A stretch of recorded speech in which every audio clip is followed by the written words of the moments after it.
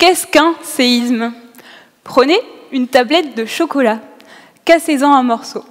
Non, plutôt, essayez de la casser en tirant sur ses deux extrémités.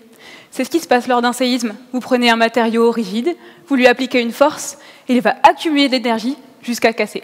Sauf qu'ici, la tablette mesure 25 km d'épaisseur et que nous marchons dessus. Et donc, on ne peut pas observer la totalité de la rupture à l'œil nu depuis la surface.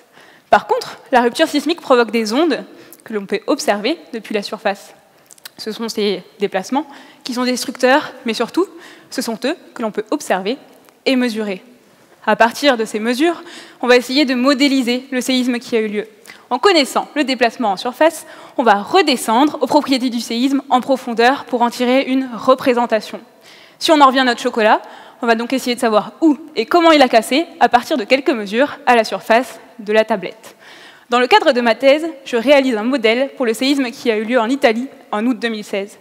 Je cherche donc la représentation la plus réaliste possible de ce qui s'est passé sur la faille au moment du séisme. L'amplitude du déplacement qui a eu lieu sur la faille peut aller de quelques mètres, comme c'est le cas ici, à plus de 60 mètres pour les plus gros séismes.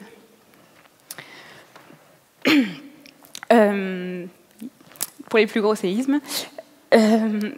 Alors vous allez me dire, à quoi ça sert tout ça?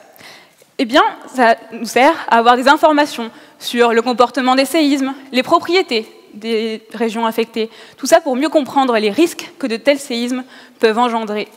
Mais plus précisément, je m'intéresse aux processus de modélisation qui vont avoir une influence très importante sur mon modèle de séisme final. Lors de ces modélisations, on réalise des simplifications parce qu'on ne saura jamais parfaitement, exactement, précisément ce qui se passe sous nos pieds. Le problème, c'est que ces simplifications sont considérées comme des réalités, et donc elles vont engendrer des inexactitudes et même des erreurs dans mon modèle. C'est comme si vous cherchiez à savoir comment du chocolat praliné va casser, alors que vous le considérez comme du chocolat noir. Ça va être super compliqué. Je cherche donc à prendre en compte l'incertitude de ces simplifications dans ma modélisation.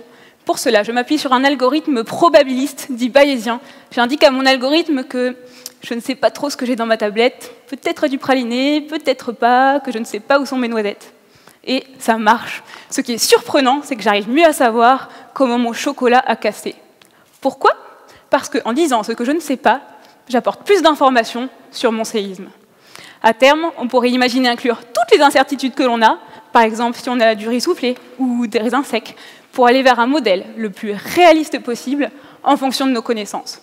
Parce qu'on ne saura jamais où sont cachées toutes les noisettes. Par contre, je suis désolée, on a parlé de chocolat, mais il n'y aura pas de distribution à la fin.